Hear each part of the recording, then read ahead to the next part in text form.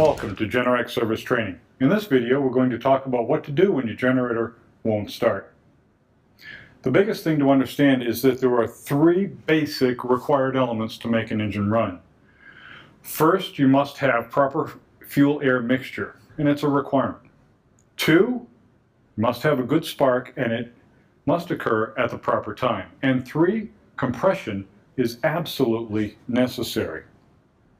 So let's take the air-fuel mixture. The carburetor creates this mixture from gasoline and air. For the carburetor to create this mixture, there must be gas available. If there's no gas, or if the gas is contaminated with water, or if the gas is aged significantly, say 30 to 90 days, the generator likely won't start. Some things to check are, is there gas in the tank? Is the fuel valve turned on? Also, if the air isn't getting to the engine, the air filter could be plugged, restricting the airflow. And this can also cause the engine not to start or to run rough. And some things to check here, is the air filter clean and free of restriction? Next, let's talk about spark.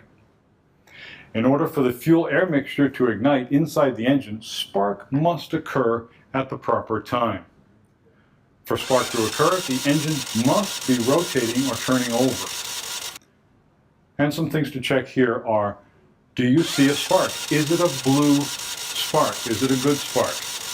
Is the spark plug fouled? Is it wet? Is it dry? These are things to check. Also, is the engine full of oil? If it's not full of oil, you're not going to get a spark. And lastly, compression. If there's no compression, the engine won't start. In order for the fuel and air to be drawn into the cylinder, valves must be adjusted correctly. If there's a problem with compression, the engine will likely pull over easily, but it may not start. And the things to check here are your valves adjusted correctly. And does the engine turn over freely, or does it pull hard, or does it pull easily and then snap the cord out of your hand? That's something to consider as well.